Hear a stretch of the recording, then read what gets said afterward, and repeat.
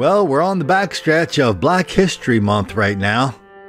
So I really appreciate all of you guys taking time out from your celebrations of Black History Month to spend a little time with this podcast.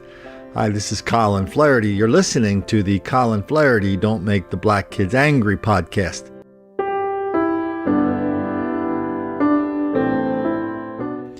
When I think of Black History Month, I don't think of violence and black criminality wildly out of proportion as much as I do. This is a month where the denial, deceit, and delusion is in full bloom as well. First thing I think of is this, I think she's a college professor, but her tweet was making the rounds on Twitter. I think Paul Joseph Watson sent it out. She sent out a tweet to all of her friends. She has a little blue check mark next to her name. She sent out a tweet about the new Black Panther movie. She said, as a white person, can somebody tell me when it would be okay to go see that movie? Because as a white person, I don't want to suck the black joy out of the movie theater by my presence.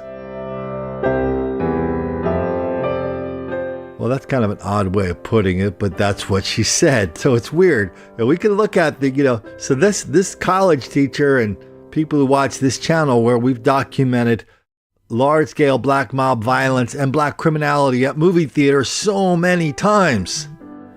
I mean, it doesn't matter if it's opening night for the latest, black blockbuster, or if it's just a couple of black kids getting in some argy-bargy in the theater, and somebody goes up to them and says, hey, would you guys mind keeping it down? I mean, and everything in between. So anyway, this woman's talking about sucking the black joy out of a movie theater. And so we're both talking about the same thing. If you go to a movie with lots of black people in it, there's going to be a lot of ruckus. There's going to be a lot of noise. There's going to be a lot of people bringing food in from the outside. That's how they roll, okay? That's what the lady's talking about. So her point of view on it is, well, this is like some kind of minstrel show where I'm going to not only get entertained by the movie, I'm really going to get entertained by all the black people and all their charming antics, which are so entertaining to me. This, of course, would come from a woman who, of course, would, with her last breath, deny she has any racism or racial hostility in her. But somebody that watches this channel or me, we would see the same thing. And I would say, hey, I just want to watch my movie, eat my popcorn, drink my diet soda. I don't want people around me bothering me. I don't want a bunch of the fellas hooping and hollering and jumping up and down and acting as if they're sitting at home by themselves watching a DVR or whatever people are watching their movies on these days.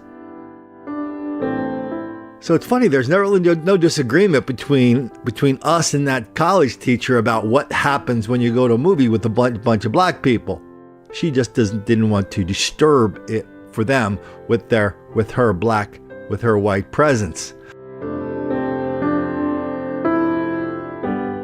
Because she actually knows on some level, well, for one, again, leave out the causes and solutions. Meet me in the middle where the facts are. She knows the way I do that black people just aren't into white people that much. They don't want us messing up their movies like the Black Panther. It's funny, this Black Panther movie is getting so much attention.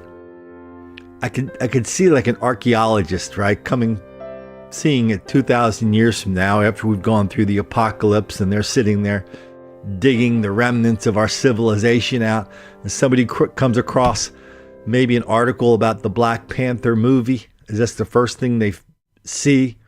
And they go, wow, this is quite a discovery. Up until the year 2018, black people were not allowed to be in movies. They weren't allowed to act in movies or direct them. They weren't allowed to go to movies. And so this was really Black Panther was really the first movie that black people had anything to do with on the entire planet. I mean, that's what if you were looking at the archaeological record a couple thousand years from now after the apocalypse, that is what you are going to find out, because that's the way it seems. I mean, whatever else this is, the people pulling the strings on the marketing campaign here, I mean, they're pulling the black strings the same way Mel Gibson pulled the Christian strings on the Passion, what was it called? The Passion of the Christ, or the Passion, I forget what it was called. It was this, I mean, it's the exact same thing. And so it's all good happened during Black History Month. So that's one person I was thinking of, that crazy college professor. Didn't want to disturb the fellas and their lovely ladies. So they were enjoying that unique experience, having a black person in a movie.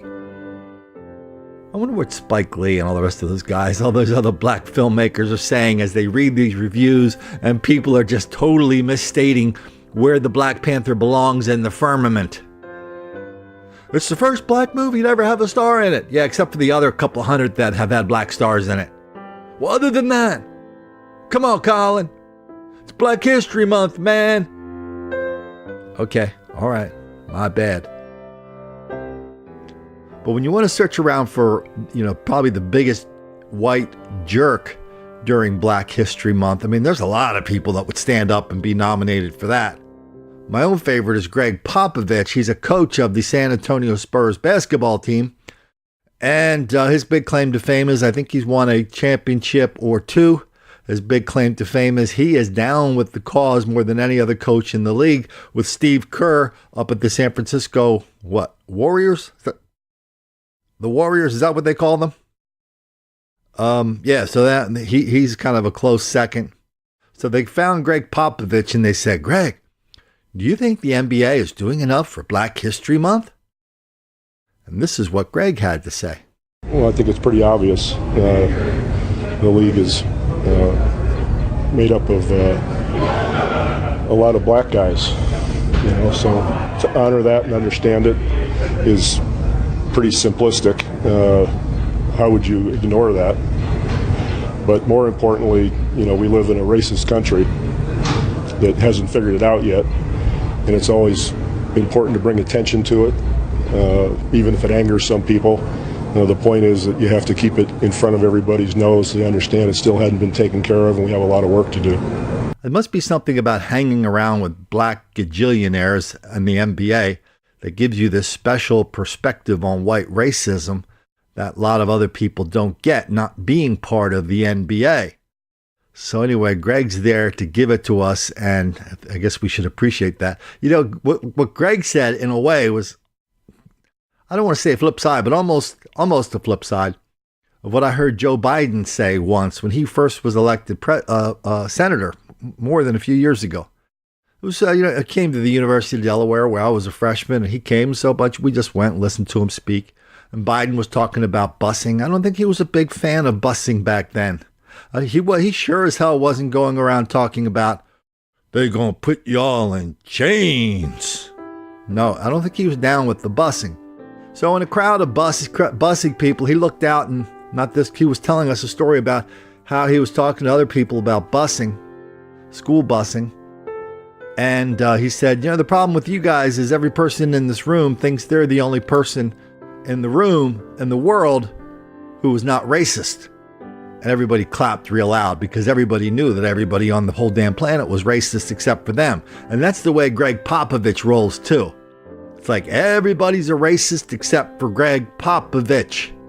Really doesn't matter if you agree with him or not. That's the weird thing now. It's like, even if you're down with the cause, you're not going to get any brownie points for agreeing with Greg. Because they're just going to come back at you and say, oh, Colin, Mary, Joe, whatever your name is, even though you're down with our cause, you still have been benefiting from a system of white privilege your entire life, and that's why we have to do all sorts of bad things to you and call you all sorts of bad names and try to shame you and humiliate you and reduce you in public by, making your kids go to the back of the line when it comes time to get into college, comes time to get a job, comes time to get a federal contract. Is that okay with you? Oh, of course it is, Greg. Yes, I'm sorry, Greg. I'm sorry for what my grandparents probably did 4 million years ago. You don't even get points for that. But I'll tell you what, My favorite jerk of the month. This guy, I only wish he had bigger reach. Then a way it would have been an easier call. But my favorite jerk of the month for Black History Month is a guy named Dale Hansen. Now, Dale is a sports reporter. Now, the weird thing about sports reporters is whether you're a writer or a broadcaster, you basically have to be a better writer and a better broadcaster than the people who do news. Because you have to make something that's interesting, really interesting, much more interesting than it actually is. The act of grown men putting a pair of shorts on and going to play a child's game. You really, really have to bring some drama and seriousness to that. And, that's why these guys are good. When they talk, it's like, this is really, really important to them.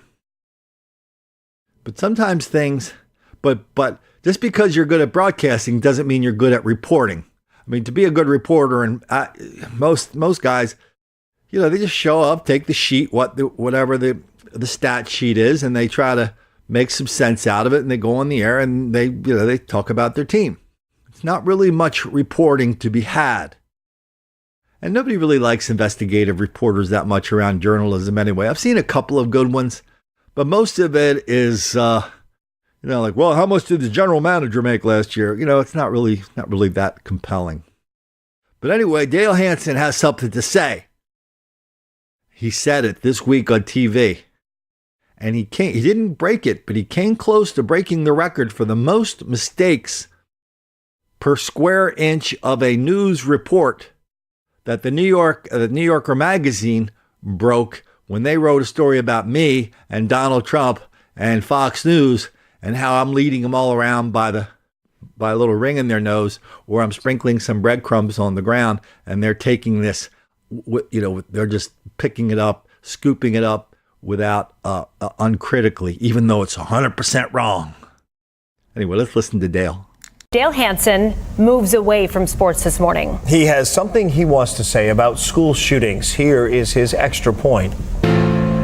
Another high school shooting yesterday, this one in Florida. 17 dead, the last report I saw. And everybody sends their thoughts and prayers again because that works so well. This is the 18th high school shooting in America this year, and we have 10 and a half months to go. We've had 290 since 2013. We average about one a week, but there's just nothing we can do. If it was a Muslim or a Mexican doing the shooting, how many new laws and how much money would we spend then to stop the madness? But since it's almost always a white kid, there's just nothing we can do. America has 5% of the world's population, and yet 31% of the world's mass shootings.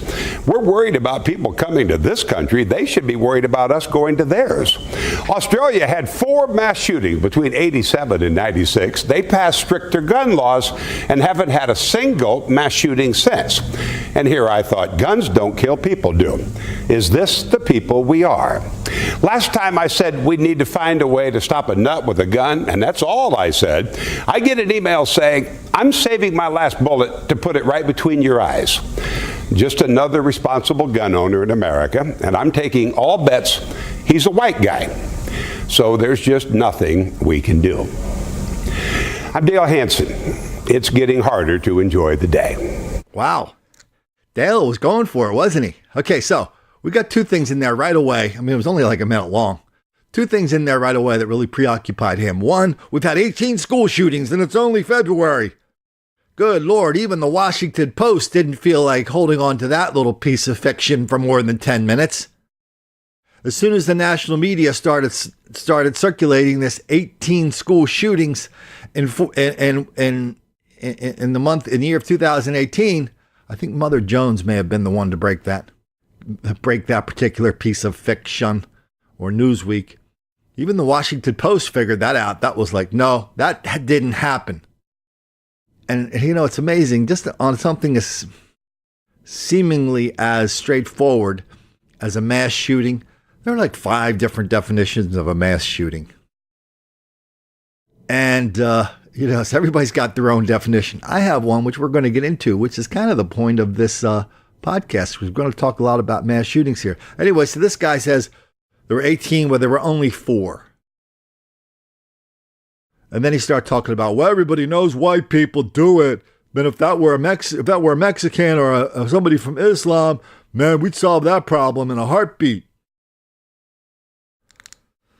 Well, Mr. Dale Hansen, I'm sorry to be the one to burst your bubble. I'm sorry to be the one to call you out for being a clown. I'm sorry to be the one to expose you as somebody who's mildly entertaining when it comes to sports, but ridiculously uninformed when you leave the sports arena.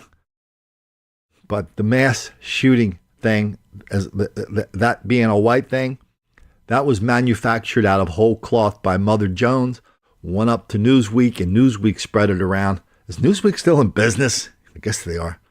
So Newsweek's the one going around going, yeah, white people are the one doing all the shootings. No, why don't we talk to the New York Times? Why don't we look at the New York Times? It says something, the headline is something to the effect of, on a drumbeat of shootings, nobody's taking the time to listen, because New York Times gets into this. They put a whole bunch of writers on this to get the numbers together, to look at the numbers, because they kept hearing this fairy tale that white people are out there killing people all the time. And believe me, when you're the New York Times, you don't sick a bunch of reporters on something if it's going to really run counter to your narrative. And so that's what they did, and they were really surprised. But once you're down that road, it's you don't want to get caught yanking them back either. So the New York Times put a bunch of reporters on it. They looked at all these shootings. They gave it and here's what they said, quote, overall, though, nearly 3/4 of victims and suspected assailants whose race could be identified were black. Good Lord, this gave the New York Times conniptions.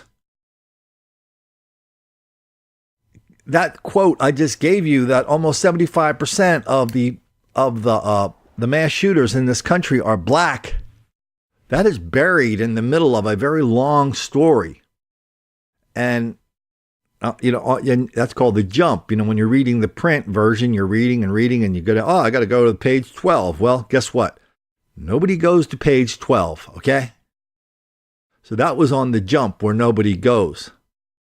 The people at the New York Times were clearly surprised to hear that number that their own reporters developed. And it was weird because they spent the first half of the story repeating all what I would call anecdotes. So all these stories about this person. They decided to focus on victims. Again, because if you focus on shooters, look what you have. You have nothing but a bunch of black people shooting people. So they did a bunch of stories about victims. Then all of a sudden, only because it would have been impossible to ignore it, they had to let it break the bad news to us. That 3/4 of victims and suspected assailants were black.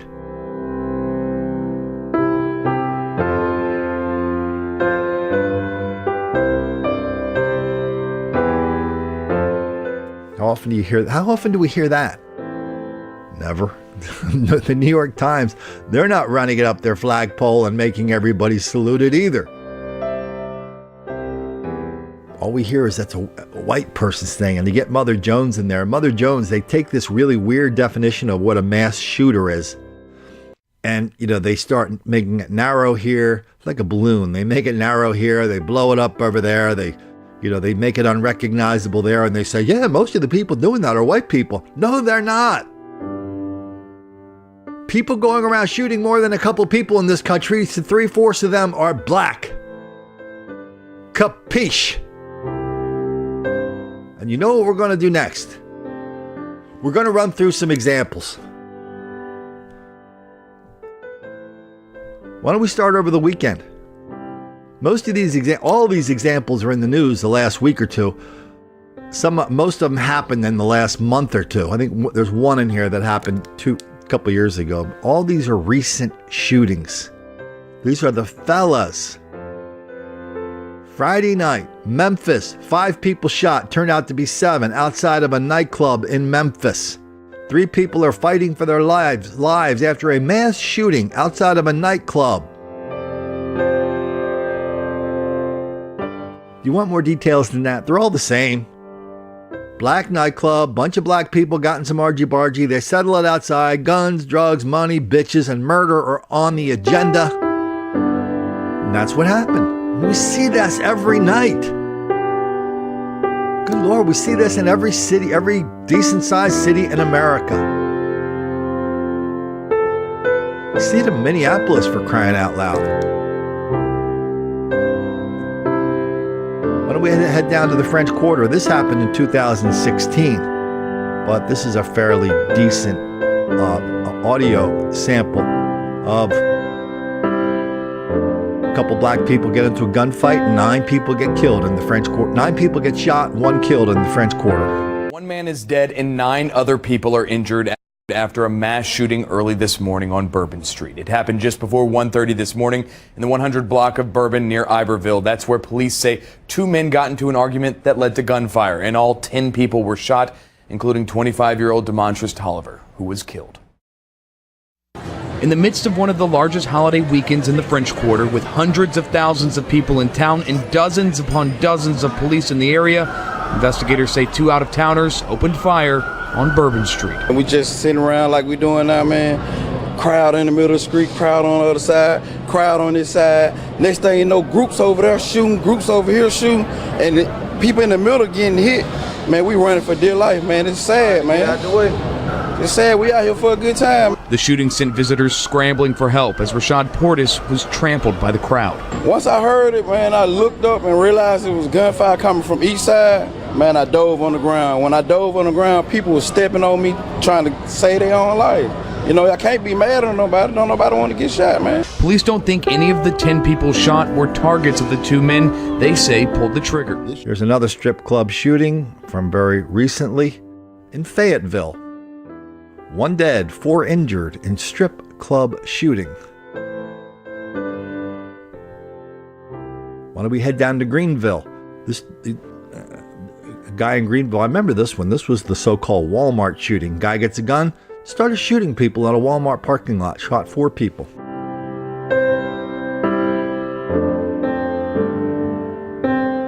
About Stockton, California. This happened less than a year ago. 3 killed, 4 injured in mass shooting outside of a Stockton grocery store. It is 5:32 now. Right now, Stockton police are continuing an investigation into a deadly shooting at West Flora and North Madison, where 7 people were shot. 3 are dead this morning, and at this point, no one is in custody. And Brian Hickey's live in Stockton with the latest on this investigation. You're saying it's quite a scene there. And it's a scene that is still actively being investigated this morning here at the corner of North Madison and West Flora. Look behind me here at the number of evidence markers investigators have put out here. I've counted over 80 evidence markers, many of them sitting next to bullet casings here along West Flora Street and North Madison, where they continue to piece together and gather that evidence in this triple homicide that has also left 4 people in the hospital. Anybody remember this story from Detroit? I think we did this one at the time. 3 women killed, 3 cops injured from shooting. That's 6 people that got shot.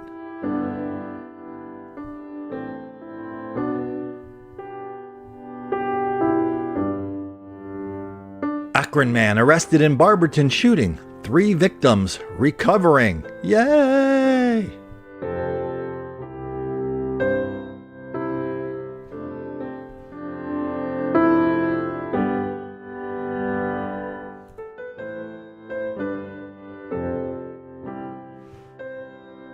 Okay, how about this one? You know what? Even I forgot this one. And this just happened a few months ago.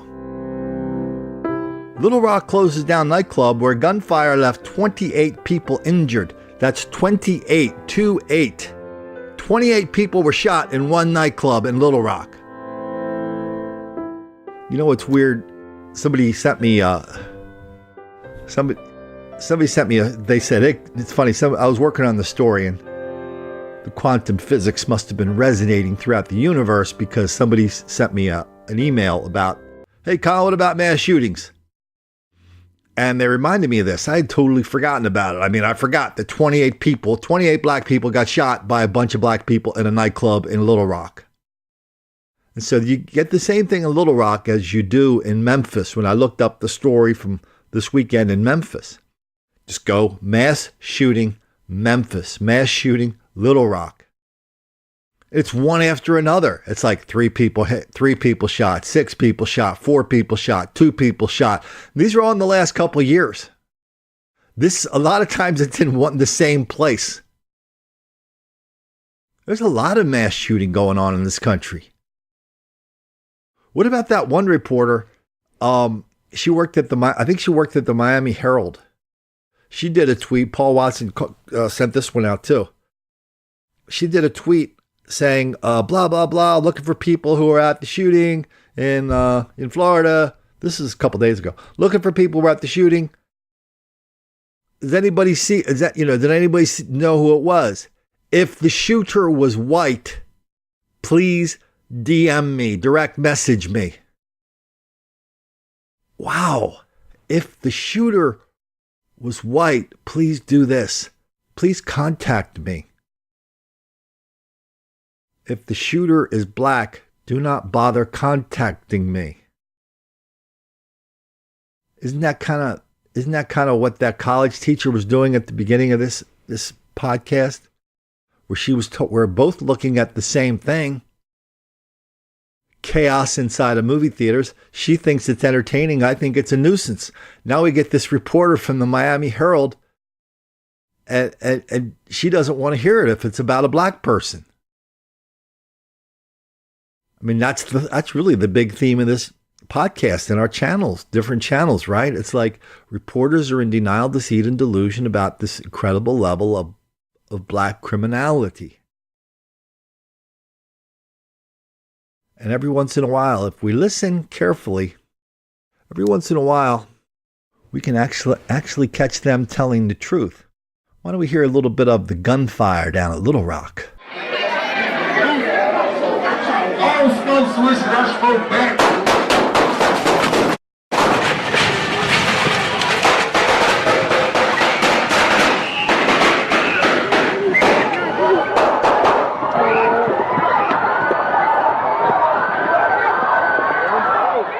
And here's another story out of Detroit.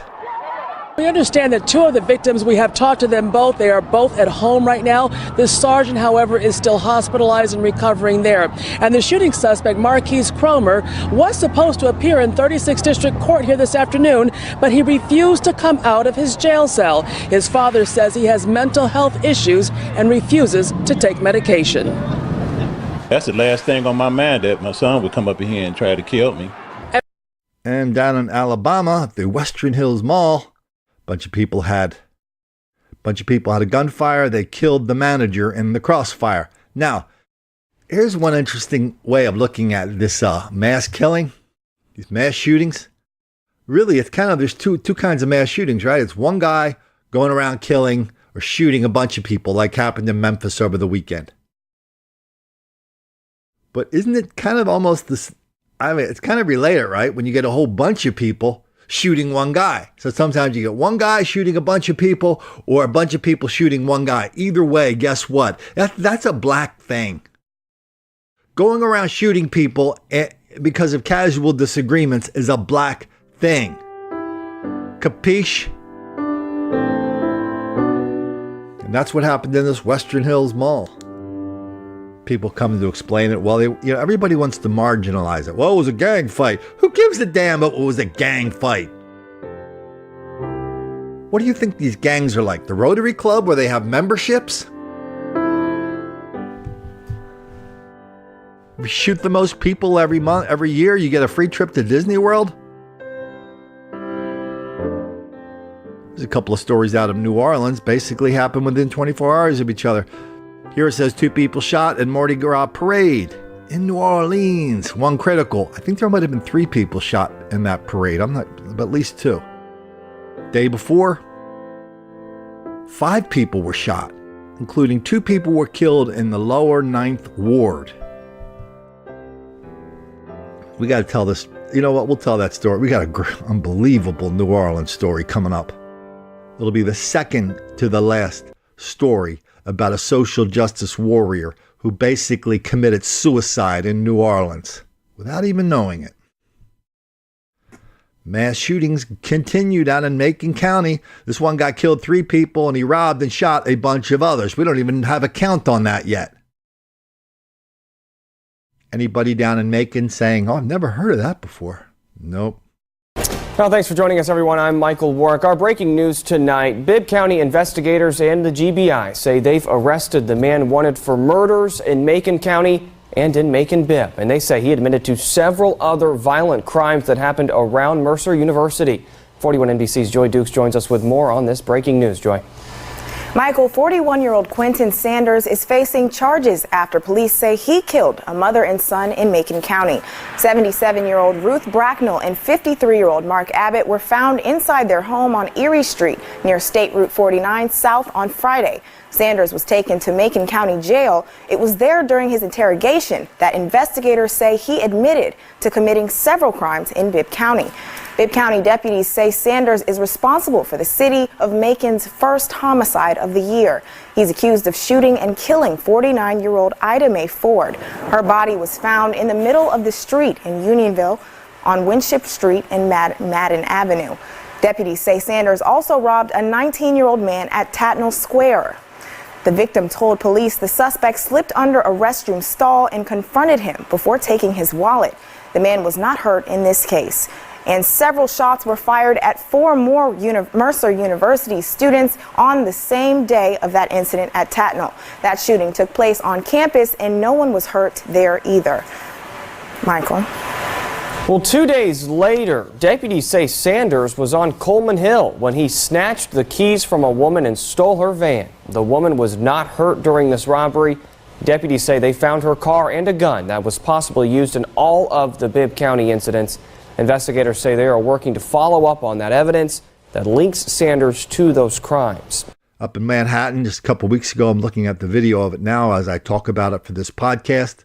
3 of the fellas got involved in a fight, a dispute, a disagreement, an argument with a bunch of other fellas. They were arguing over the quality of that particular drugs they were exchanging for money.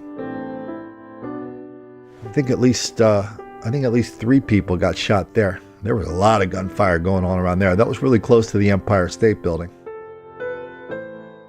Up in Harrisburg, this was like a couple weeks ago. 3 officers shot, 1 killed in Harrisburg.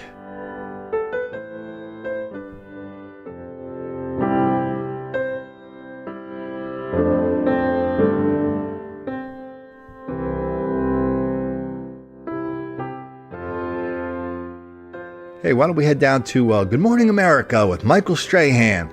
He's going to give us the inside information, I think, on a black serial killer out of Phoenix. Is this that one? Let's see. What could be a big break in a murder mystery in Arizona? A suspected serial killer behind bars. Authorities now say this man is responsible for a spree of 9 murders in 3 weeks. You see the victims there. And ABC's Kanan Whitworth is in Phoenix with more. Good. Black serial killer. So is that a mass shooting?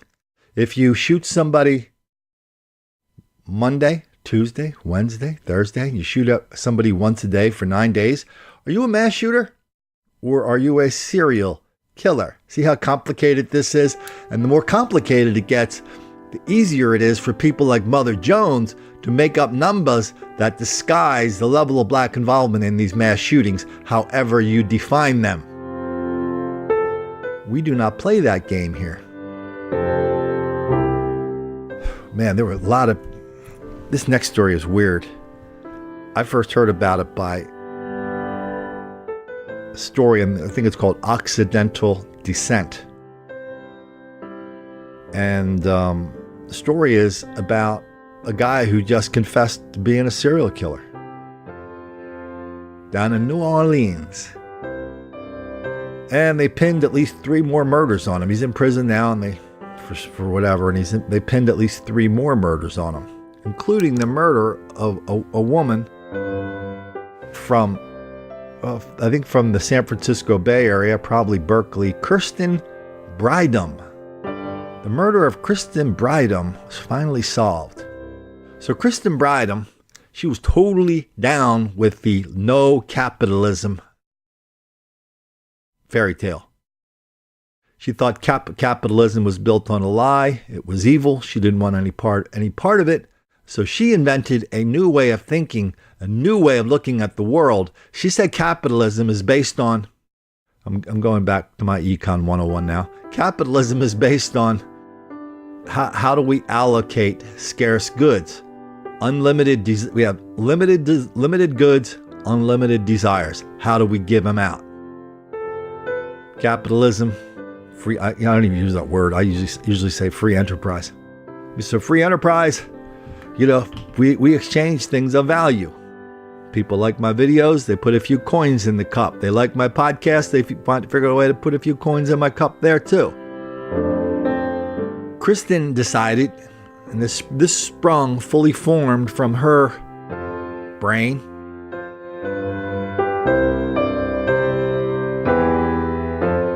She decided that money was bad and the entire planet should shift to a barter economy where you could just kind of go around, and I'm not even quite sure how it worked. It sounded kind of like begging, but in return for begging, maybe you would do this or that. I don't know.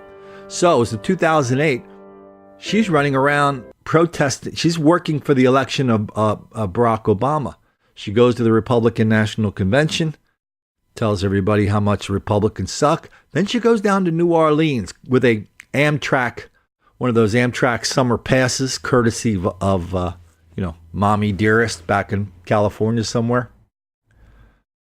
So she's running around New Orleans in the 9th Ward. That's a no-go zone. That's a black neighborhood. No white people allowed. Good Lord, so many people from Europe, when they go to New Orleans, they say, man, I don't want to see Bourbon Street. I want to see the real thing. Next thing you know, they're walking down to the 9th Ward with one of the fellas giving them the tour. The real tour. Next thing you know, very, very bad things happen. That's how it began for Kristen. She didn't have any money, so what she was doing was, I think she was outside of a blues club. Maybe it was called the Howling Wolf Blues Club. So she was kind of dancing out there, and she was hoping that the fact that she was dancing would get her into the club for free, which I think it eventually did. She leaves the club on an old beat-up bike that one of her barter buddies that she was staying with in New Orleans gave to her. It was like a $10 beater, right? She leaves. She's in the 9th Ward. It's 1:30 a.m. She's riding her bicycle around. Later on, the San Francisco Examiner would say she was robbed. But she wasn't robbed. Her bike was there. She didn't have any money to begin with. She was a white girl in the wrong part of New Orleans. She was a white girl in a black part of town. And just in the exact same sense that the white girl in Chicago who was released into the black ghetto after she was in jail for 24 hours and sued the city because somebody ended up pushing her off of a 7-story building, leaving her permanently mentally and physically crippled. The city of Chicago had to pay $22 million for that. That's what happened to Kristen Bridham. White girl, black neighborhood. She was killed, turns out shot in the face a couple times by the guy who now is confessing to be a serial killer. She was totally down with the cause, a social justice warrior. Classic example that she thought, for some kind of delusional reason, she thought because she was down with the cause would be down with her. She knew that the only reason that black people are so dysfunctional in America is capitalism. And what did that have to do with her? Not a thing. So why would she be in any danger from the fellas? In the 9th Ward, they probably, this has to be on anybody's list of the top 5 most dangerous places for white people in America. That's where she ended up. And now she's been dead. Okay, so far we've conducted a fairly relentless screening of just some recent episodes of black mass shooters. Totally contradicting the casual stories that we hear from crazy sports reporters, useless, clueless, crime reporters and regular reporters that reporting on other stories around the country, talk show hosts, people who don't know any better. But it's amazing we don't hear more about the story you're about to hear now. It's amazing it ended up where it did on CNN. Because, there was one story last year. There was a story about a guy, a good guy with a gun, a white guy.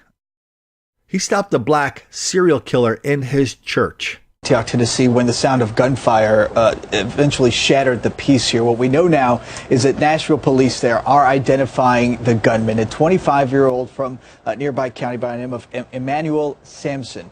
Investigators now trying to determine a motive. What they believe happened is that Sampson showed up at this church, according to reports, just after 11:15 in the morning, shot and killed a woman in the parking lot before eventually making his way inside the Burnett Chapel Church of Christ in Antioch, Tennessee, and then opening fire inside, wounding at least 6 other people who are expected to recover. And that's when he came face to face with Robert Engel. He's a 22-year-old usher who confronted the gunman, according to police. What I would say about Mr. Robert Engel, the usher, he physically engaged the shooter, and during the struggle, the shooter was shot. At this time, we don't know exactly how that happened, whether he shot himself or whether the gun discharged during the struggle. Mr. Engel sustained serious injuries himself, and he's the hero. He's the person that stopped this madness, and so we're very, very, very grateful to him. So a hero seems to be emerging from all this. Again, 22-year-old Robert Engel, who's said to be okay. He was licensed to have a firearm at the time when he confronted this gunman, who is also recovering from injuries of his own. Anna, we are told that he is currently in the process of being cleared by medical personnel, so he would be then handed over to authorities, who would then charge this individual with murder.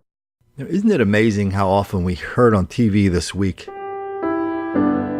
about how, well, there is no, we don't have a solution to this, so, we got to get rid of the guns. That's the only solution. Well, the only solution to a bad guy with a gun, it doesn't matter if it's this church watch guard or a cop. The only solution to a bad guy with a gun is a good guy with a gun, period. Okay, let's take the worst case scenario. Let's say we went Australia, right? Where they pretty much ban guns. Same with Canada. I think Canada's kind of the same way. So there's way more guns here per capita than there. But what if they did the old door to door and they stripped? How long would it take to strip all the guns out of American households? 10 years? 15? So in 15 years, let's say maybe that could happen in 15 years. So whatever your solution is, it's going to take 15 years to work. My solution is put a gun in the pocket of some of these teachers at these schools. How long will that take to work? That works right away.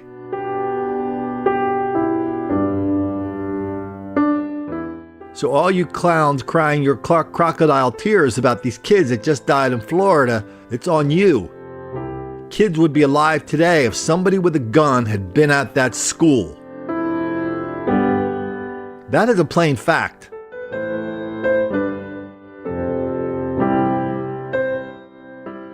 And plain facts are plain facts, no matter if they happen during Black History Month, Black History Week, or Kwanzaa, or during the Black Panther movie. The facts don't change, regardless how angry the black kids get.